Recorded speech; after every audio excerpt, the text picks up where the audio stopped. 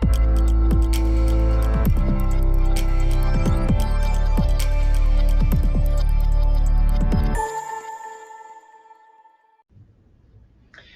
afternoon, LifeWealth family. It's Hilgardt Lamprecht here from our studios in downtown Wooded Garden. It's a rainy Tuesday afternoon. It's August 9th today.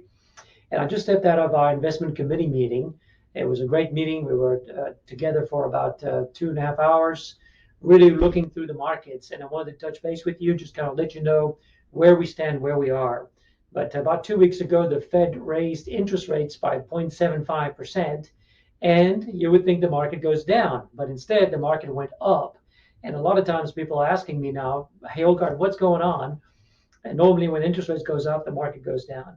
And it was really more to do with what Jerome Powell was mentioning after the announcement. First, the markets was expecting a 75 basis points or 0.75% increase. They were worried that it could be as high as 1. And 2, the comments he made after the announcement was comments that led people to believe that this possibly could be the last interest rate increase that as the Fed will be doing for the year. And that gave the markets a positive sign that possibly with this interest increase that the economy is slowing down enough in order to fight inflation. And that was a positive sign. And the market surged. In the last week in July, market went up 4.6%. More importantly, for the whole month of July, markets went up on the NASDAQ as much as 12% and in S&P as much as 9%. Even high yield bonds went up about 6.5% for the month of July. And many people are wondering, is this a good sign? Is this our beginning back? And so there are pluses and minuses of what we are seeing. There's things on the good side and there's things on the not so good side that's going on in the underlying economy. And I just want to share with you this for a little bit more perspective.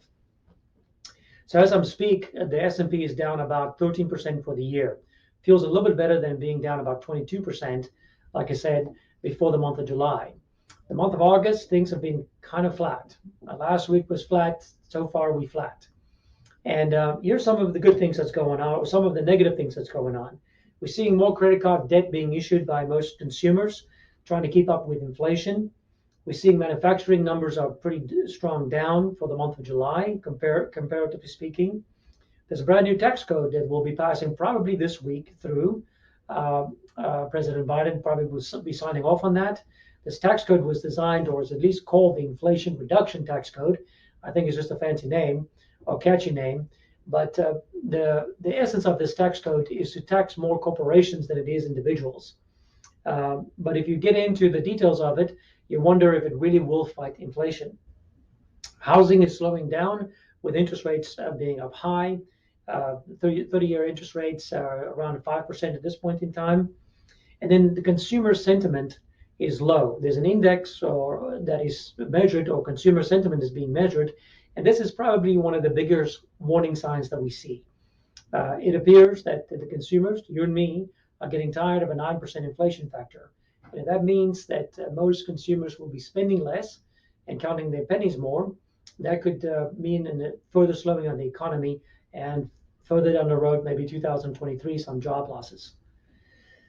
But some of the positive things that's going on at the moment, in the month of July, we've had a probably double than expected amount of job fillings. Close to 528,000 people got employed in the month of July, and the expected number was about 250,000.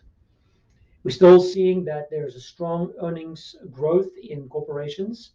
Most of the S&P 500 has reported their profits, and we see a 6.8% growth rate, and that growth rate is anticipated to continue until the end of the year. Most companies, that no surprise to you, are passing on inflation onto you, and you are spending, and their profits is not really being affected. And then unemployment went down from 3.6 to 3.5%. So the tension between us being in a recession, because we officially are in a recession, right? So in the last month of July also was announced the negative GDP number for the second quarter. So we are officially in a recession. And let me just share a little bit more about that. The average recession is about 12 to 15 months. This recession is anticipated to be what we call a shallow recession. And a lot of that has to do with the amount of people that's employed, the low unemployment rate, Corporate profits still growing and anticipated to be growing in 2023 as well. So here's a forecast. Bloomberg did a research poll on about 23 market strategists, and I found a consensus around them that their expectation that the S&P would be at about 4,300 in that range at the end of the year, which means about another 6% recovery between where we are and where we can be. But as many folks are reciting the negative aspects of what I just mentioned before, it could be as low as 3,400 on the S&P. We don't know, but we are monitoring very closely. So what are we doing at the moment? For our younger clients, we are focusing on opportunities to buy into equities.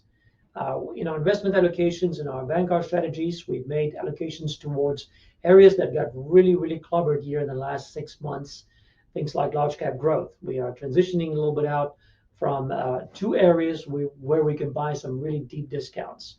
We're looking at buying into more high yield income to be able to take advantage of some opportunities and some really good yield. Yield is bought, if you would, when you're buying bonds that has really been affected downward by the markets.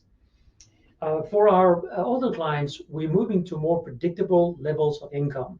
So a person who's in the income phase of life or close to the income phase of life, we are making that income much more predictable by using guarantees, by using yield-producing, interest-bearing, very diversified producing investments, and then systematic liquidations or systematic sales from equity positions. So the ratio we like is 50, 25, and 25. And that is giving our clients a lot more confidence. Also, we've been talking about the yield portfolio that we've built in-house. We call the LifeWealth Group Yield Portfolio. We're starting to implement that now, as we saw that that interest rates increases is not affecting the yield numbers for us anymore, but most of the interest rate increases that is expected this year is already priced into the bonds. So I want to let you know that I am with you in this. This is no fun times. There certainly is still aggravation probably in me every time I go and fill up on my car. And certainly when I go to Publix, I can see the inflation in restaurants. I can see it everywhere. This morning I had breakfast at Cracker Barrel and I wanted a little side of grits. And they said, well, now we have to charge for that. So you are probably experiencing that too.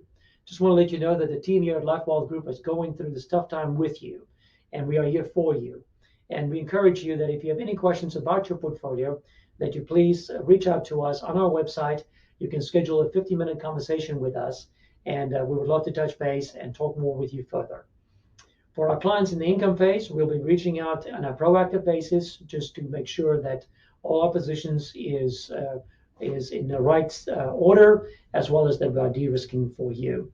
I look forward to being with you again in about 2 weeks to give you an update on where we stand. And in the meantime, put up your umbrella, enjoy the last of the summer heat here. I can't wait for September and the cool air to come in. We appreciate you very much and look forward to being with you again, and thank you for the opportunity to serve you.